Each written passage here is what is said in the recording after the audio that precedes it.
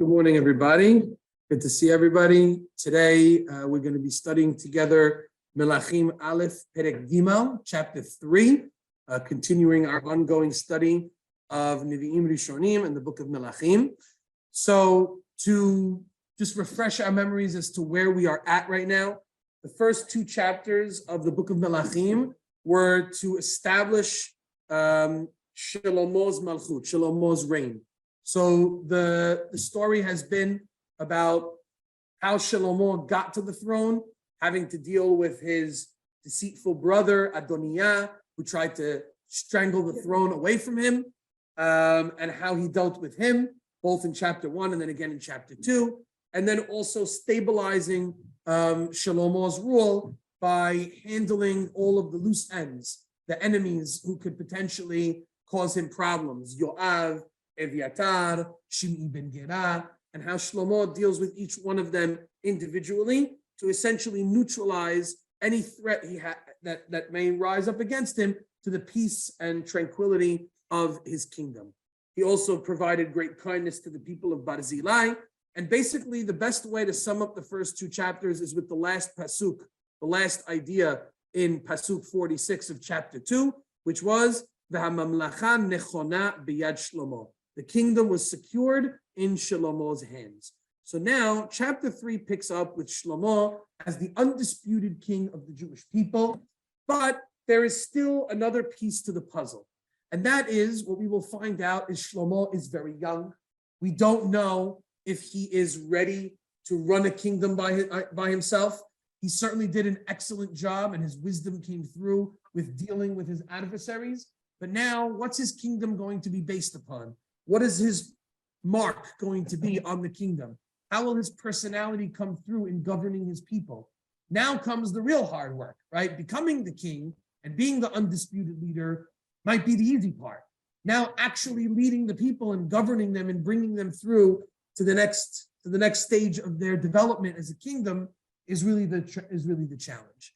And what this chapter will give to us is Shelomo's major quality, and that is his wisdom, his desire to judge the people and to kind of lead them down the proper path of Hashem. What we will also see in this chapter are some hints, some potential issues that will come about later on. So as we're reading about the golden age of Shelomo, basically you can divide Shlomo's rule into a few sections, right? Actually, really two. There's the rise and the fall, right? And basically from chapters 1 through 9 is the rise, and then chapters 9 to 11, 12 is really the fall, is where we're going to see things kind of spiral a little out of control for Shelomo. And what we'll see is as we're studying the rise and the golden age and the climax of Shelomo, we'll also see some hints, the hidden seeds to what may eventually blossom into some of his problems. And that starts right away at the beginning of chapter 3 with Shlomo's marriage to Bat Paro, to the daughter of Paro Melech Mitzrayim. That's what we're going to start here. Pasuk Aleph. Vayitchaten Shelomo et Paro Melech Mitzrayim. Shlomo marries Paro, the king of Egypt, right? That is to say, he marries his daughter, right? But essentially, he makes an alliance, right? Vayikach et bat Paro vayvieha el ir David. He takes the daughter of Paro and brings her to the city of David. Ad kaloto livnot et beto ve'et bet Adonai, until he completes to build his house and the house of God. Ve'et chomat Yerushalayim saviv, and the walls of the city of Yerushalayim, which surround it.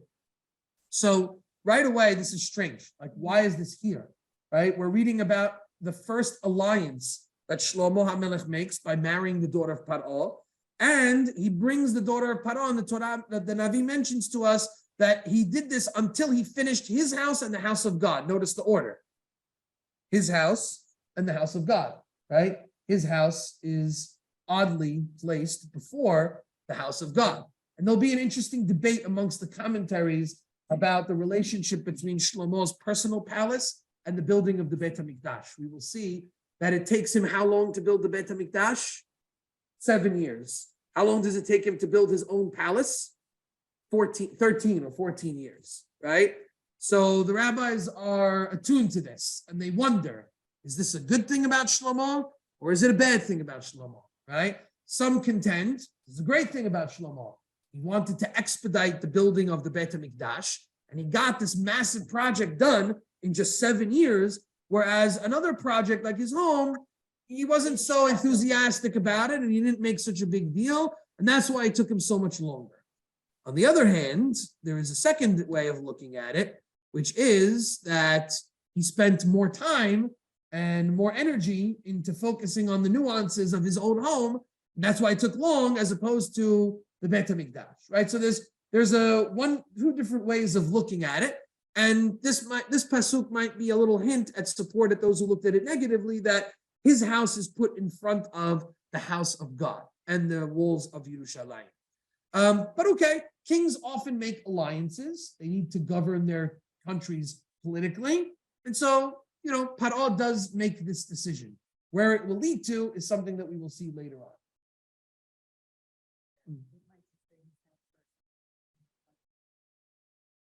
That is also a possibility, right? Let's suggest that he's bringing her to Ir David, to his own home first.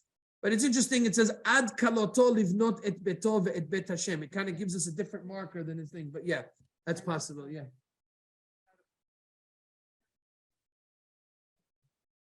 Why specific? Why does it disturb you more? Right.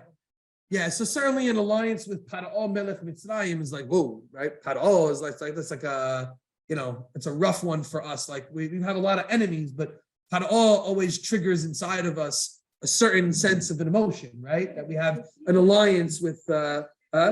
It's certainly strategic based on the geography and the political landscape, but from a religious standpoint, it's also an interesting one, right? Consider the fact that one of the elements that's spoken about a king, if you go back to the book of Devarim, is that a king is not allowed to bring his people back to Mitzrayim of all places. That's the place that the Torah singles out that a king should not bring himself back to and should not go for horses. And we're going to see Shelomo does all of that, right? So the fact that his alliance first and foremost is with Paro Melech Mitzrayim is not surprising from a political perspective, but from a religious perspective, definitely raises an eyebrow for us.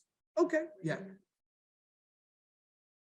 Yeah. So also, two-part question is, how do we feel about converts? One, but number two, also, after his father's greatest downfall was the women that he picked, something just sits wrong here, that like, shouldn't you have picked nice Jewish girl? Yeah. Right. Yeah. It's very clear if you're wondering about the sense of conversion or you're wondering about the choice over here, it's very clear that that Shelomo does not have a romantic or personal relationship with Bat Paro.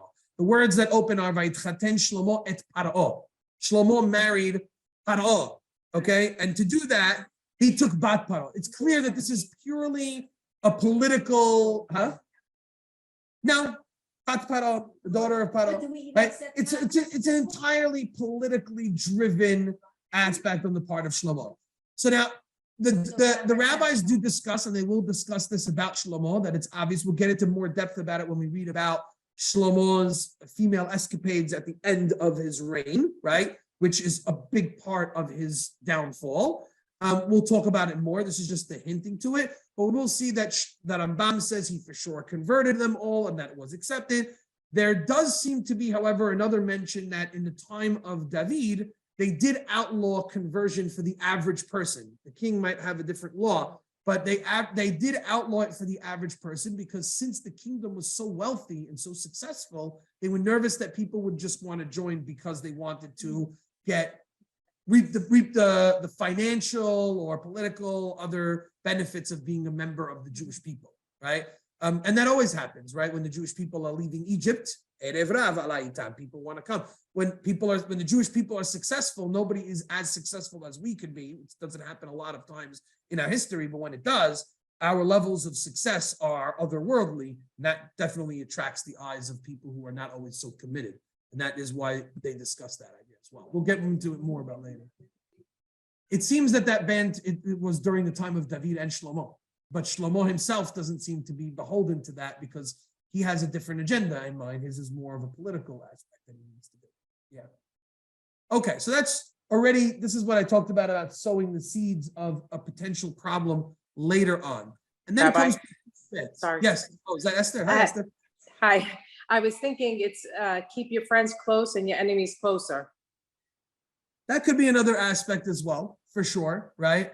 Shelomo might want to keep an eye on Paro. He might want to make sure that he and Paro are not tense with each other. And that's to Amy's point, that there's definitely a political strategy that makes sense here between Israel and Egypt, right? We've always tried to look to have good relationship with Egypt just because of proximity and resources and other things as well.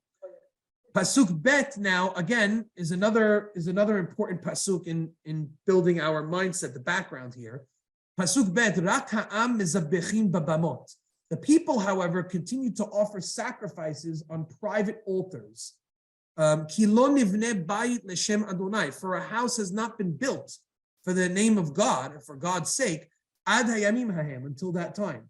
So we know that the Jewish people have had an up and down relationship as far as a central place of worship is concerned. They had the Mishkan in the desert. They brought the Mishkan with them into Eretz Yisrael, and the Mishkan has been since destroyed and then moved, and now it finds itself in a place where Shlomo is about to go, called Giv'on, right? But the Jewish people are not centrally surrounding the Mishkan. In fact, the strongest city is Yerushalayim, David's home base, and the Mishkan is not there.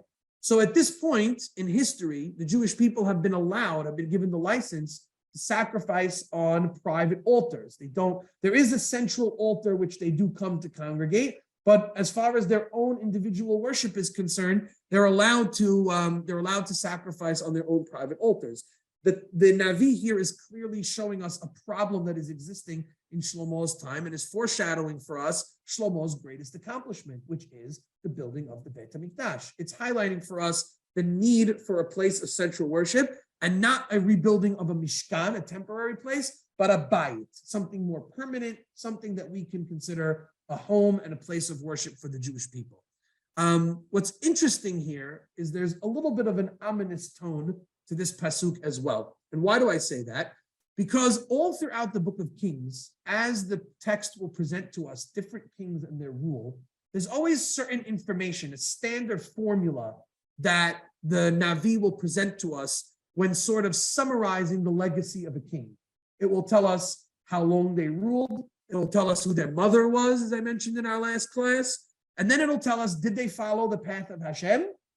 And did they get rid of Bamot? Did they get rid of private altars? Because we will see that even after the Beit HaMikdash is built, the Jewish people are in a routine of using private altars. And that will be something that permeates the entire country. The Jewish people will continue, despite the presence of the Beit HaMikdash, to sacrifice on altars, which is something that breeds a lot of avodah zarah as well, which is going to be a major thorn in the side of all of the kings. So the accomplishments of the king are going to be defined by their commitment to halacha and Torah in accordance with David and their ability to get rid of the private altars. So it's interesting that the text mentions at the very beginning of Shlomo's reign, the idea that at this time they were using private altars, even though right now they're allowed to use private altars. It's not the same as it's going to be mentioned later on when they're not allowed. Yet, right, it's kind of intriguing that it will formulate Shlomo's kingdom as they're still using Bamot, right? Which is like a little bit of an ominous idea to the fact that maybe Avodah Zarah and Bamot will exist despite his building of the Beit HaMikdash. But it definitely, once again, points us in the direction of the need for a Beit HaMikdash, for a central place of worship for the Jewish people. Questions on that introduction? So with all of this in mind, the text is setting us up now for the next idea. Shlomo now is going to begin the process of getting himself to be able to build the Beit HaMikdash. First, the text tells us some great things about Shlomo. Pasuk Gimel. Vaye'ehav Shelomo et Adonai. Shlomo loved God. And we know that we had already had a statement earlier in Shmuel Bet, for those who remember, when Shlomo was born, it says that God loved Shlomo. In fact, he gave him another name. His name was Yedidiah, right? The beloved of Hashem. So God has already very strong emotions for Shlomo already from birth. Now Shlomo is reciprocating those emotions to God. Shlomo loved God. Lalechet bechukot David aviv, to walk in the statutes of his father David. Rak babamot hu mizabeach umaktir. The only issue that they had still at this time was that they were sacrificing to God and burning incense to him on private altars. And so Shlomo is going to work to end that. What does he do? Pasuk Daled. Vayelech hamelech Givaona lizboach sham. The king goes to Giv'on, the current site of the ragtag Mishkan, to Lizboach Sham, to offer sacrifices there. Ki hi habamah hagedolah. It is at that time the largest altar. Elef olot ya'aleh Shlomo. Shlomo presented 1,000 offerings al hamizbeach hahu, upon that altar. Now that might sound like a lot.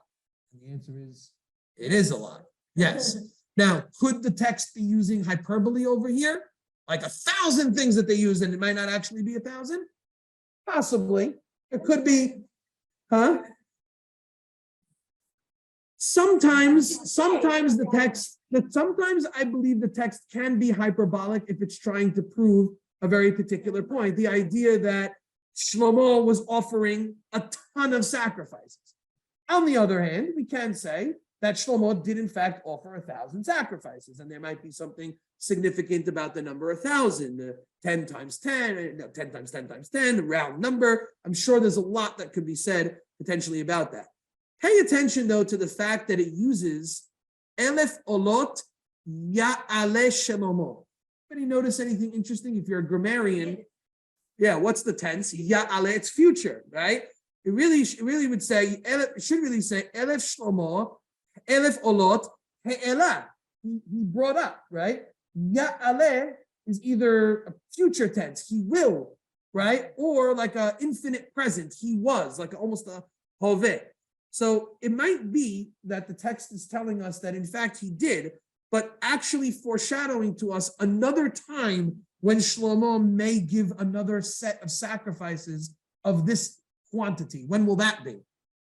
When he builds the Beit HaMikdash. Well, eventually we will see in chapter 8, when Shlomo inaugurates the Beit HaMikdash, he will give quite a large number of sacrifices. So it's almost like the text wants to link the number of sacrifices he's giving here at Giv'on by the Mishkan to what he will do in the future when he finally builds the Beit HaMikdash. It's the start of a process that will culminate in like an envelope structure where the start and the end are very similar. So Shlomo is offering all these sacrifices at Giv'on. Before we read Pasuk Daled, the question is why? Why is Shlomo doing this? What's the point of it? What's his motivation? So you're validating the altar, but wouldn't it be strange that you're validating the altar if Shlomo ultimately wants to now Destroy that altar. get it somewhere else? So what might be his thought process here?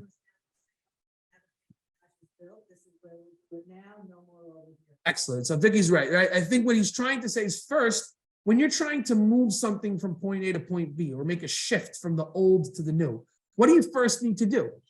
You first need to show deference to what happened beforehand, right? Shlomo is not saying that what went on before was terrible or sinful or anything like that. So to not give that impression of, hey, we got to get rid of this and bring it here, first he's got to show deference to where the altar is. So he goes, he offers a sacrifice, he presents himself in a positive way. And this will now lay the groundwork for, okay, but there's something better that we need to do. Now it's time to update and to elevate us to the next stage, which is now moving, transferring this very altar, which I offered 1,000 sacrifices on to get to Yerushalayim. That would be one motivation for Shlomo here. A second motivation, though, might be what we're about to read in the next Pesukim, was that Shlomo wanted to offer sacrifices so he can communicate with God.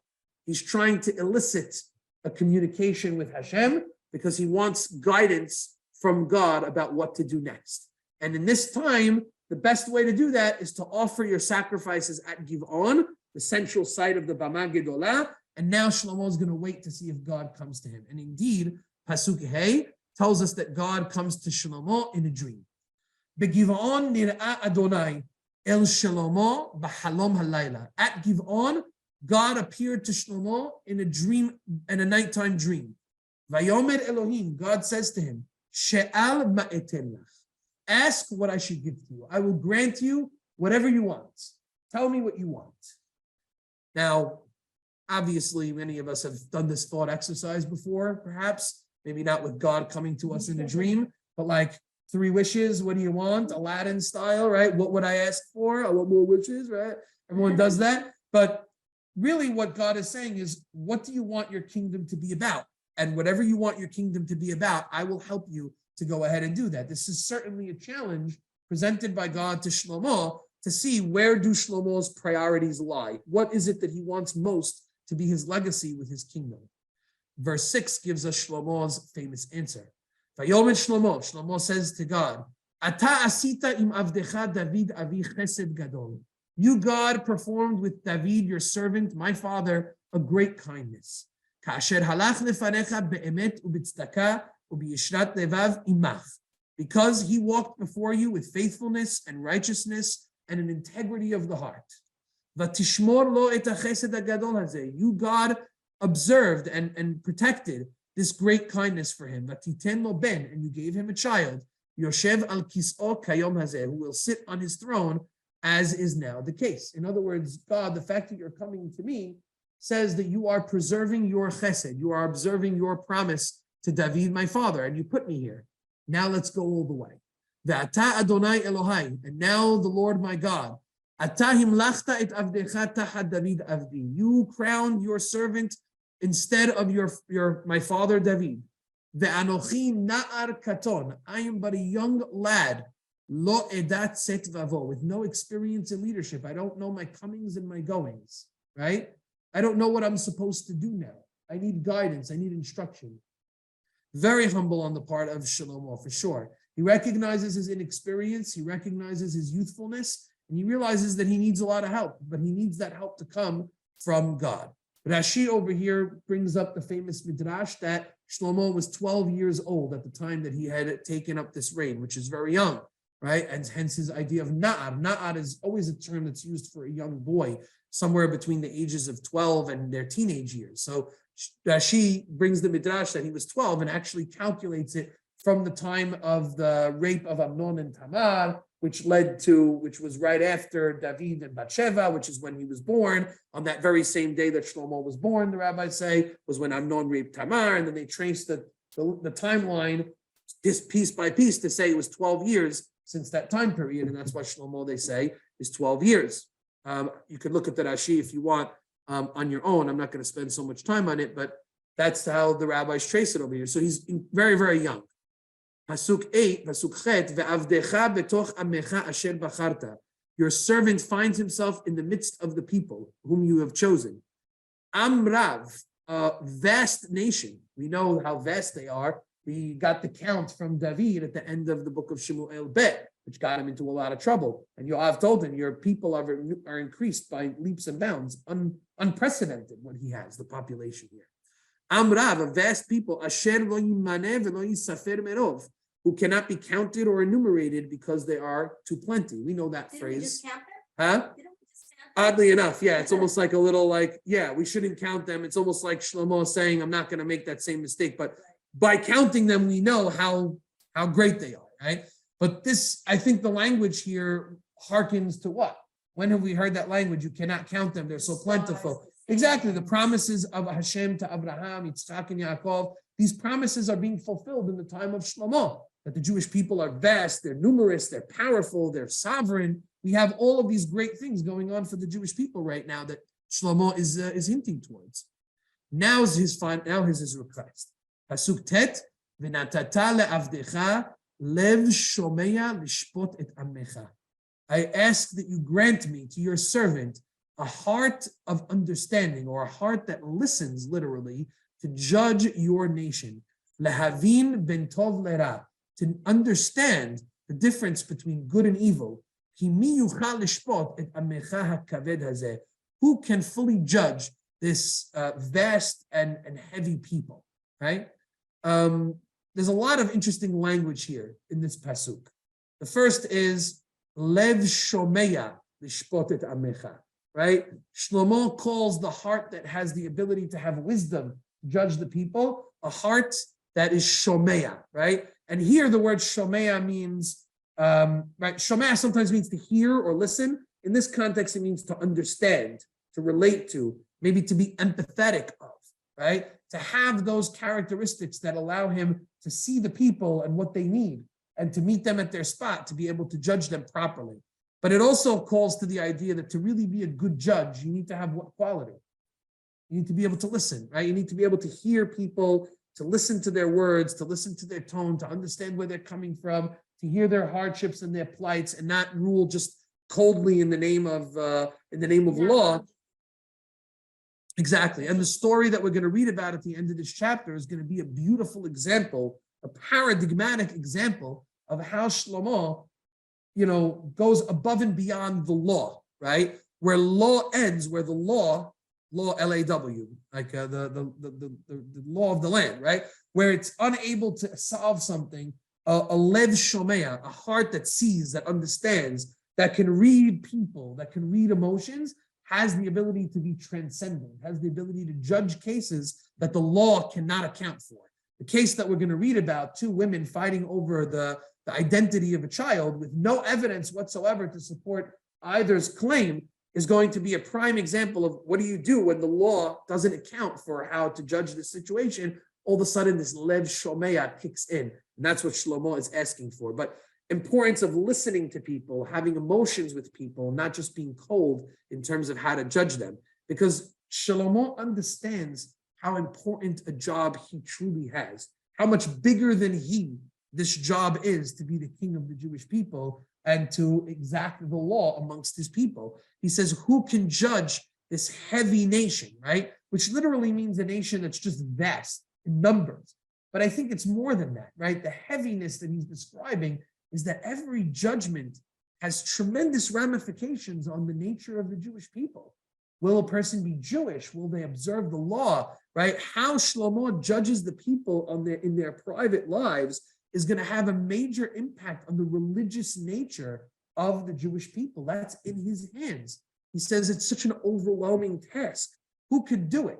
When was the last time we saw in Torah somebody describe the task of judging the Jewish people as an overwhelming experience? Yitro explaining it to Moshe. When Yitro comes to Moshe and says, Moshe, you're going to pass out from this. I know you have the law in your hand, but this is not a job that one person can do. It's too important. It's too vast. It's too difficult. It's too overwhelming for one person to do. And Shlomo is also conveying this sense of what it means to judge the people in their private lives and the impact that has on the experience of the people. Shelomo is saying, God, I cannot do it by myself. I need your help. I need your help. God is very, yes.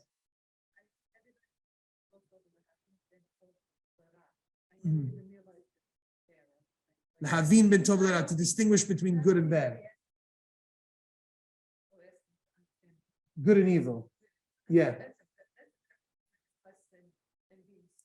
Right. He hasn't actually mentioned chokhmah or anything. We just assume that comes with wisdom to be able to tell the difference. It's a part of it. It's a major part of it, for sure.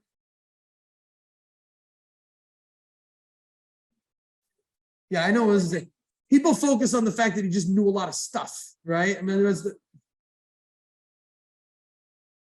right. Something that you need the divine. Yeah. And also, by the way, the Havin ben Tov Lera, to understand the difference between good and evil, what does that recall you? Like, where does that go back to? Bereshit, right? It basically brings you back to the tree of knowledge of good and evil. Etz hadat tov vara, right? The tree of knowledge of good and evil. Essentially, Shlomo wants to know, like, he wants to return back to a pre-Adam Harishon or an Adam Harishon-esque experience where it's so clear the difference between good and evil and what's right and what's wrong, which over so much time has just become so gray and so convoluted. Shlomo is asking for that ability to discern. Absolutely. Absolutely. Correct.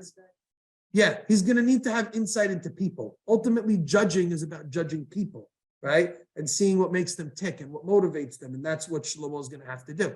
And once again, the story that we're about to read is going to emphasize all of these different qualities, all these different ideas. Hashem grant, well, he says, so meaning like if he has this wisdom, how does he?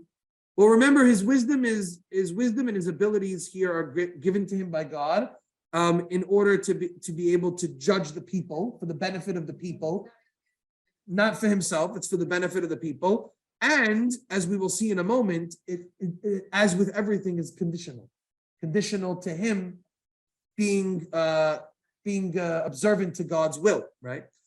So once you don't do that, then you lose the gifts of God. Pasuk Yud. The matter was good in the eyes of God. He sha'al Shelomo et hadavar hazeh. That Shlomo asked for this matter.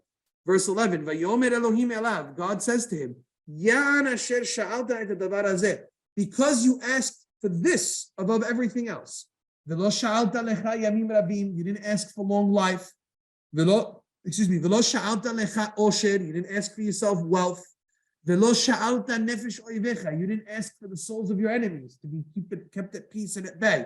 V'sha'alta lecha havim lishmoa mishpat. And instead you asked for yourself the ability to have discernment in judgment and to understand how to judge the people.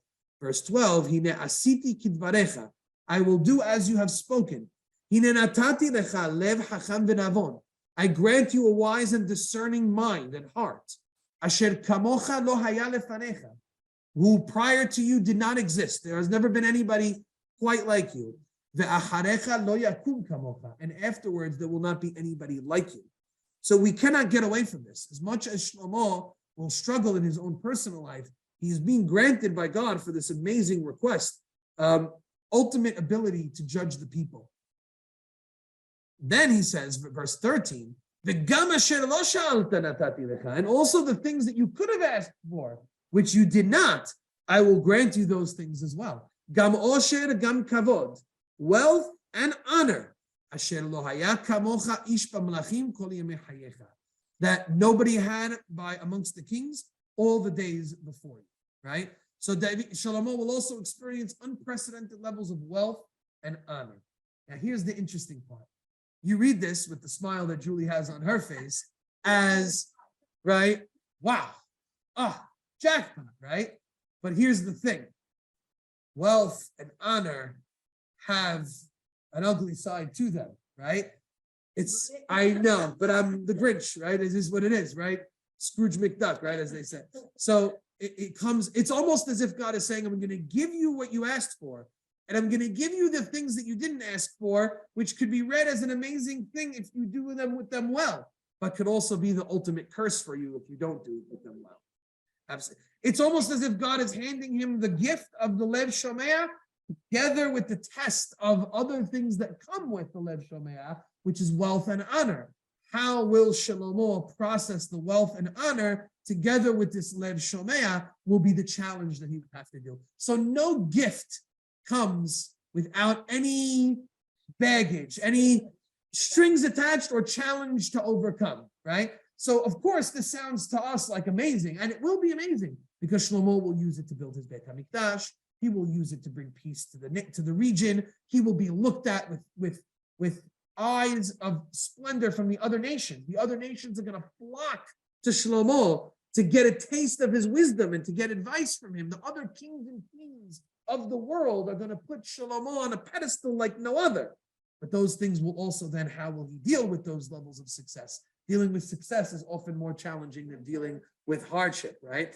And so everything has two sides to the coin, if you will.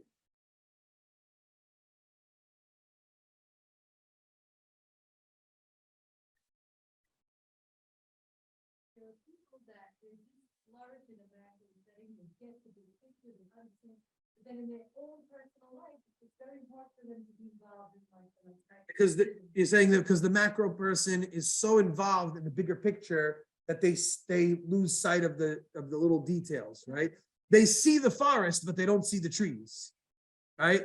We always say it the opposite way, right? We always focus our attention on the people who look at the trees but don't see the forest, right? But some people look at the forest but they don't see the trees, and that will be to a degree what Shelomo is guilty of, right? Shelomo will see the forest, which is building the Beit HaMikdash, setting up a land that is steadfast with God. But what price does he make his people pay to get there? There will be a heavy price for the nation to pay to reach that goal. And it's no wonder that the minute Shelomo is out of the picture, what's the first thing that the people will say? I'm really going far out here, but the first thing that the people will say to Shelomo's son, Rechavam, who takes over the throne, is, you got to lower the taxes. You gotta unburden us from this heavy yoke that your father placed on our shoulders. And we know why he placed it on our shoulders. We couldn't have gotten to this Beit HaMikdash and this grand kingdom without that.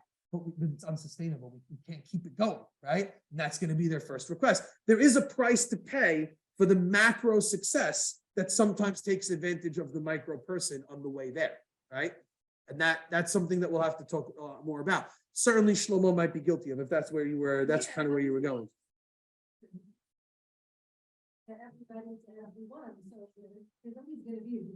Yeah, I mean, why do they say, why do the children of great rabbis not always become rabbis, and sometimes even go off the path? Because sometimes great rabbis have to focus so much on the macro, the community and the world, and that they often don't have enough time for their own children and neglect their own children, and that does happen.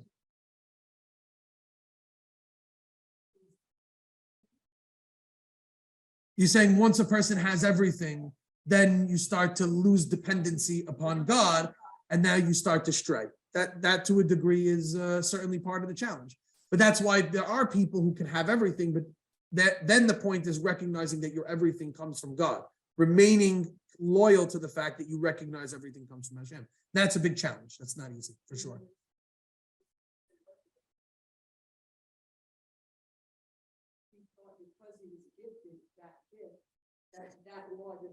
Right. We'll talk a lot about that in the Gemara and Sanhedrin. Exactly. Shlomo's wisdom, the way the rabbis portray it, is that Shlomo's wisdom, his insight, his vast knowledge turned against him. Because he knew so much, he said to himself, oh, this is not going to apply to me, right? I don't need to worry about this law because it won't affect me because I'm different, right? And ultimately that results in him stumbling. So we're gonna posit a lot of different absolutely 100%. There's no question. Leads to arrogance. It leads to feeling like the rules don't apply to you. Entitlement, privilege, no question about it. We're going to talk about all of that. We're already starting to talk, but Julie's going to get upset at me. Like, can we just enjoy the good times a little bit before we have to always talk about the downs? Right? Yeah. Let's go. Exactly. Let's bask in this, and we will. Pasuk 14. Pasuk Yudalid. V'im telech b'drachai. Here comes the condition, says God to Shlomo. If you shall walk in my ways, Bishmor chukai u'mitzvotai, to observe my statutes and my laws, ka'asher halach David avicha, in the same manner that David your father had walked, v'ha'arachti et yamecha, I will elongate your life, you will live prosperously, you will thrive in all of the major benchmarks that everybody wants to thrive in. And again, here's the condition about being steadfast with the laws of God. We saw David give this message to Shlomo. Now God is giving this message to Shlomo, and that's really the key to the success of a strong malchut. So now let's see how Shlomo reacts to this. Verse 15. Vayikat Shlomo v'hineh chalom. Shlomo wakes up and behold, he's had this dream. Harkens, by the way, to this week's parasha with Paro. When Paro wakes up from his dreams, Vayikat Paro v'hineh chalom, is also a similar language that we have. Like when a person has a seminal communication with God in a dream, they wake up and all of a sudden they're transformed. Something needs to change. Something has to happen. Vayavo Yerushalayim. Shlomo comes to Jerusalem. Vayamod lifnei Aron berit Adonai, and he stands before the ark of the covenant of God. Vaya'al olot vaya'ash shlamim, and he once again offers sacrifices, burnt offerings, and peace offerings to God. Vaya'as mishteh lechol avadav, and he makes a feast for all of his servants. So this is again connecting the sacrifices at Giv'on to the sacrifices in Yerushalayim, and now the process of transferring the central place of worship from where it was in Giv'on to where it will now be in Yerushalayim is underway. We begin now, verse 16. This is now a story that will illustrate to us the great wisdom of Shelomo and how he uses the gift that Hashem has given him to judge the people. Fascinating story. And this is my first time teaching it to women, because I think women have like an interesting relationship with the story, maybe different than men would, just because it's a story about motherhood, right? Verse 16. Az tavona shtayim nashim zonot el hamelech v'ta'amod la lefanav. Later, two prostitutes come before the king and they stand before him to present the case. Right away, the fact that these two women are zonot, they're harlots, is clearly a wild idea, right? Yeah, so innkeepers with a star is because, yeah, the word zonah, right, is a very provocative word in the Tanakh. And we've seen this before, go way back to Rachav in the second chapter of Yehoshua. The Meraglim come to the house of Rachav, and she's called Bet Isha Zonah. The simple meaning of Isha Zonah is a harlot. That's what it means, right? It's the simplest way, which, by the way, in that context makes perfect sense, that spies who wanted to find out more, where do you go to find out more? You go to like the dark alleys of the city to hear the gossip of what's going on. I hate to say it, but what a better place than a brothel to find that, right? You're going to uncover a lot of secrets about a lot of very powerful people, and a lot of dirt on a lot of things that are going on in such a place. It is what it is. But over there, the rabbis say that the word zonah could also come from the word mazon. Mazon meaning like to feed people food, bread, which leads to the idea like a bread and breakfast, a bed and breakfast. Say it, right? Bread and breakfast, right? But and that could also be a place where people meet. You go to a hotel, you hear what people's going on, right? So they do that, and that's, I guess, to maybe clean up the language or something like that. To me here, I would rather actually read it as harlots, right? The reason why is because I think it sends a very powerful message that two women who come from a less than reputable background of what exactly they do are granted an audience with Shelomo, right? To be able to determine the identity of this child. In the end of the day, the king is open to everybody. If the judge needs to judge, the background of the people and where they come from is irrelevant to him to a degree. Well, that's why. Yeah, exactly. Well, and it also explains how come there's no men. Why aren't the men bringing this case? The answer is because there were none, right? These are women who have been impregnated out of wedlock, right? So it helps to understand the details, but it also, I think, shows you the greatness of Shelomo in the process as well. So they're putting the star there because they don't want to, and then they're gonna, you'll let us know. But yeah. Verse 17, Pasuk Yud Zayin. Now follow along because the language here is deceptive a little bit, purposeful. Vatomer ha'isha ha'achat bi Adoni. One woman said, please, my master, ani v'ha'isha azot, I and this woman, is that the right way? This woman and I, yoshvot bevayit ehad. I got to get it right. They sit, that we dwelled in one house. We lived in the same house. Va'eled ima babayit, and we both gave birth to children at the same time, in the same living quarter. Verse 18. Vahi bayom shelishi lelidi, and it was on the third day after my giving birth. Vateled gam ha'isha hazot. This woman also gave birth, so they're only giving birth 3 days apart. Va'anachnu yahdav, and we were together. En zar itanu babayit. There were no strangers or other people living in the house. So there's no eyewitness to what took place. Zulati shtaim anachnu babayit. Just us two are in the home. You can see the emphasis that she's placing over here. We're not going to have any evidence in this situation whatsoever. Verse 19. Vayamot ben ha'isha hazot laila. Now the first woman is telling the story as the son of this woman died in the middle of the night. Asher shachva alav. She must have laid on it, right? In the bed. Okay? By the way, this still goes on today, unfortunately, right? Actually, to digress for a minute, like my wife has been telling me, like in the labor and delivery now, they don't have nurseries anymore in the hospitals. They don't have a nursery. Now the baby stays, but the baby stays in the room with you. No more, no, they got rid of it. They did away with it because they want Yeah. Oh, I don't think it's not coming back. It's not coming back. No, that's it. It's not coming back. Now the research is telling them it's better for the baby to be in there. The problem is that the women keep feeding the baby and they keep leaving the baby with them and the babies keep dropping and keep falling. Yeah. Huh? It's like really small, whatever it is. And it's a big problem. Yes.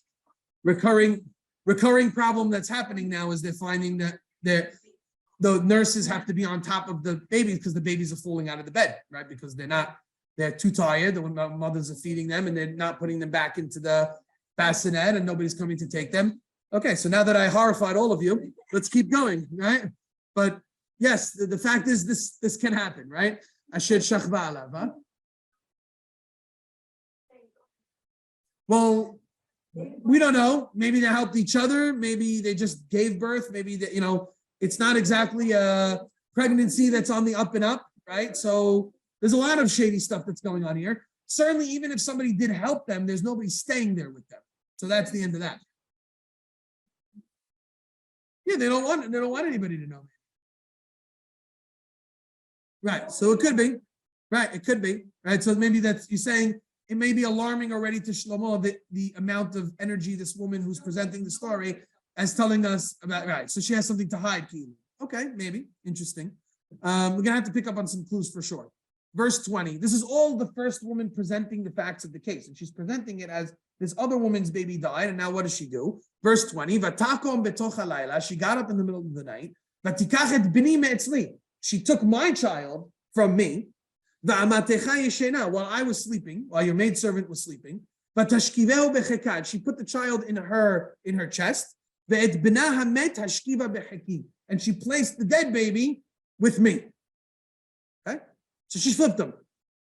Va'akum baboker, verse 21. I got up in the morning. Lehaniket beni vehinemet. I got up in the morning to nurse my child, and the child is dead. Va'et bonen elav baboker. But when I looked at him closely in the morning, now I'm looking at him and I notice it's not my child, right? This child looks different than the child that I had birthed, right? It has to be that this is in such a close proximity, I guess, because babies in the first couple of days look relatively similar. There must be like a resemblance here. I don't know, whatever. But basically, they're trying to get. She's saying, at first, it could be getting away with it in such a short time, but I noticed that it's not my baby. Verse 22. The other woman then said, now the other woman chimes in, Lo, no, that's wrong. Ki bni hachai ubnecha met. For my child is the one who's alive, and your child is the one who's dead. V'zot omeret lo, and this one's saying no. Ki benecha met, your son is the dead one, ubni hachai, and my son is the live one. And now they're quarreling and arguing back and forth before the king, right? So we have the first woman and the other woman, and each one is debating the other one as to whose child is the one who's alive and whose child is the one who's dead, right?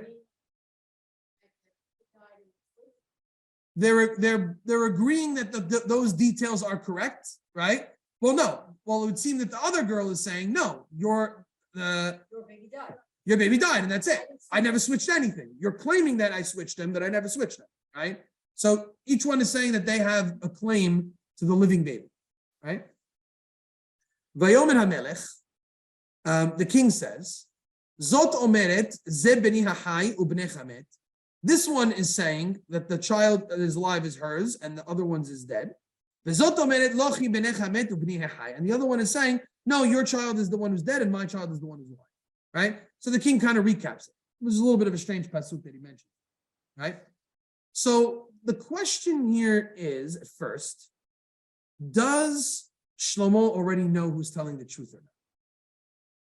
Well, if he just got granted that, he's the evil. Let's see. So what does the king do? He does a very famous thing. Verse 24. Vayomer HaMelech kuli harev. The king says, fetch me a sword. And they bring the sword in front of the king. The king says, cut the live child into two. And give this half to that one and this half to the other one. Now this is, for us reading it, it's like a little comical. We laugh and we know the outcome. And we've also seen this like satired in many different like things, like in many different ways. So we laugh at it. But put yourself in the mindset of the drama of the courtroom in front of the king. Remember the fact that kings have ultimate authority and have done a lot crazier things than this, right?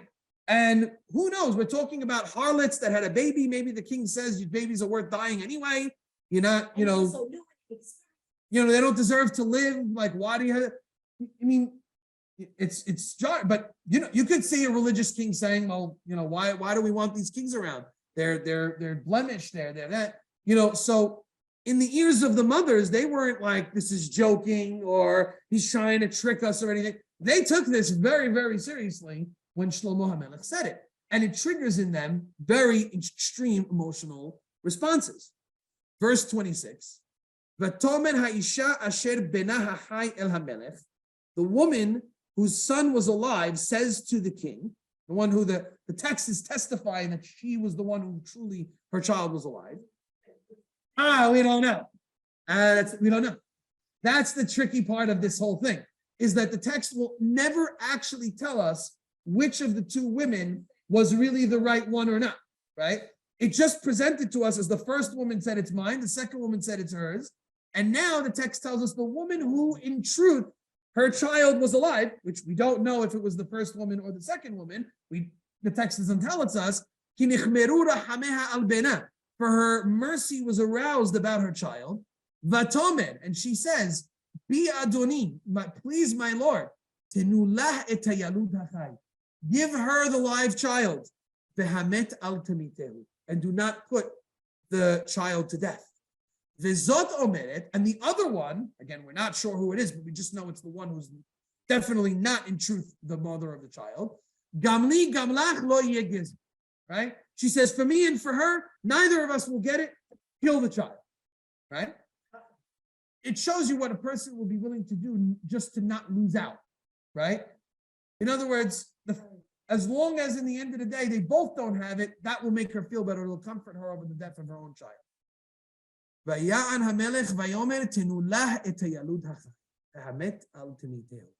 king says, give her, the one who said to the child to live, the one who is alive, and do not put her to death. Do not put the child to death. Notice Shelomo uses her language. He repeats her exact words, almost as if to suggest this is exactly what he had planned.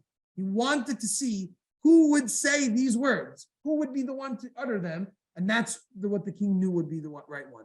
He imo, huh?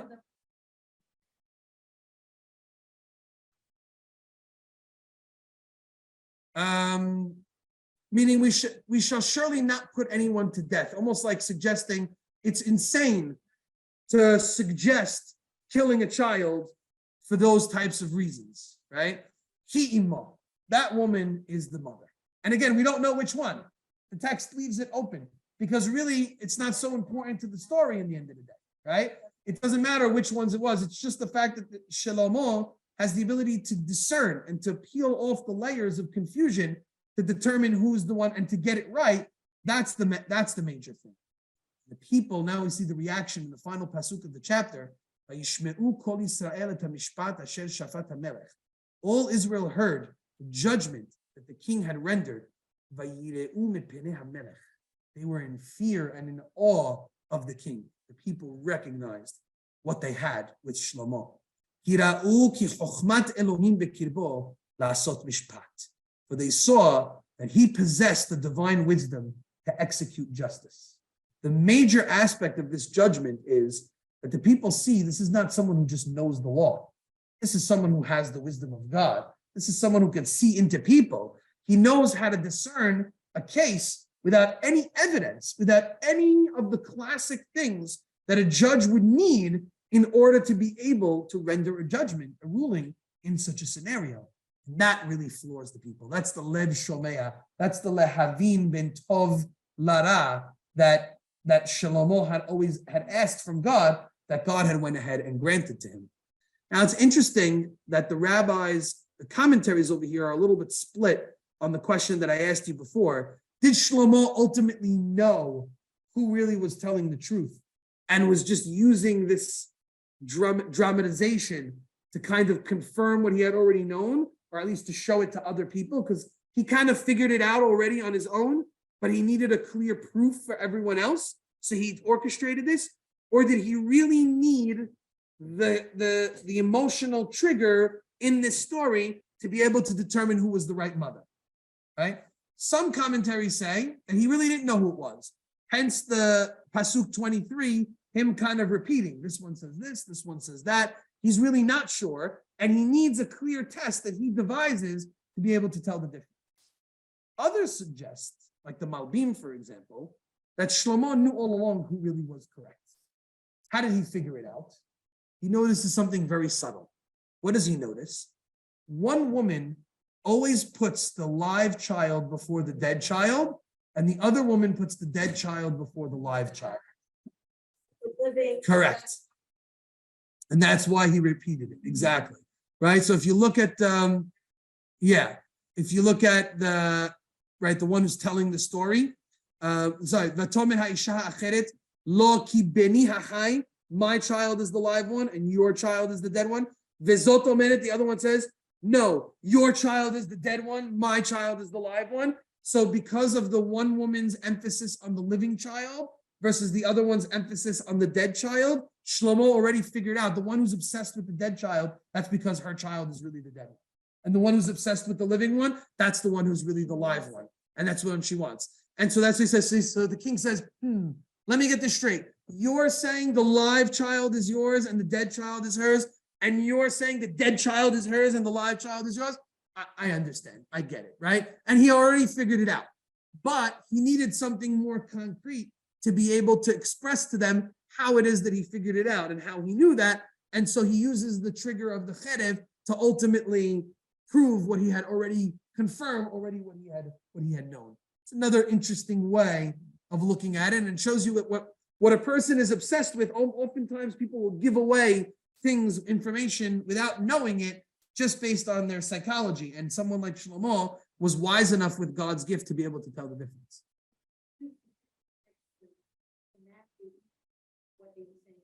According to what they were saying, so when he answered them, no, give her that child. Why doesn't it say, give the one that said, don't kill him, that's her kid? Why doesn't it say it specifically? Why does it blanket give that baby to that? Why doesn't it go into such further detail to tell us, which would basically tell us which woman got what?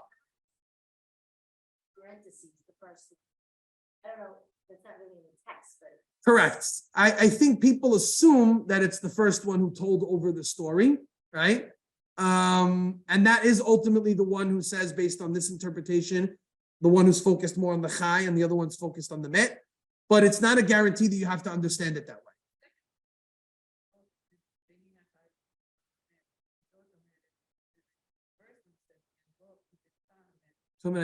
Correct. Actually, you're right. Actually, according to the Malbim, it would be the second one that was the one focused on the chai, and the other one is focused on the met. Be the other one.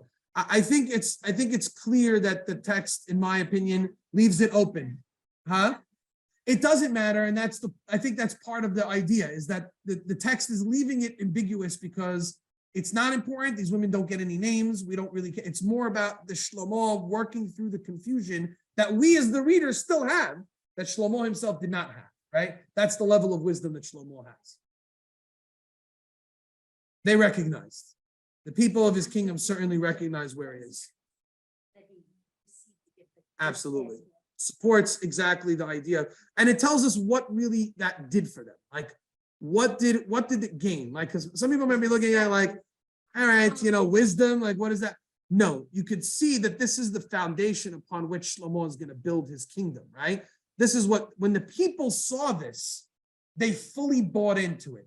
It's almost as if the text is telling us, let's not forget, Shelomo is a young king.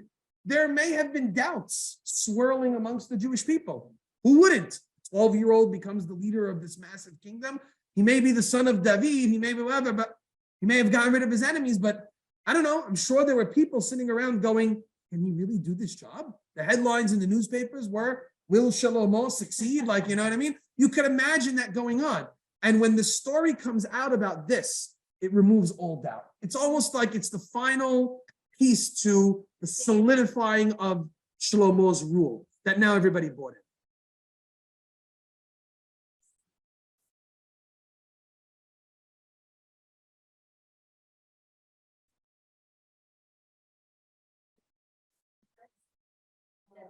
Well, that's the point, right? I think that's the point. Who was, why is it that he's getting the dregs of the earth, so to speak? Maybe people are not convinced until they finally hear this, Or my suggestion is that Shelomo, that was not the first case that necessarily Shelomo heard, but that was the one that really highlighted to people the level of Shelomo that he had at this point.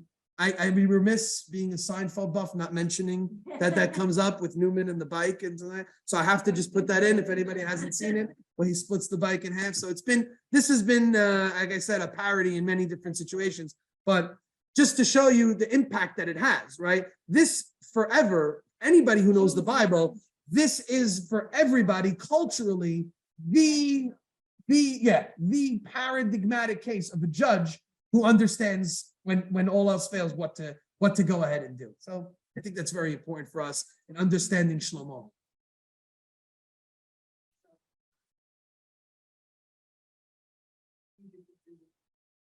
Wow. Yeah. Right. Yeah. It could be that's how he looked at it. Yeah. Shelomo definitely wants to make sure that people understand he's in it for the people. That's the starting point. Where he loses his way might be something we'll have to now go ahead and talk more. No, it's more of an arrangement. It's more of an arrangement, no question about it.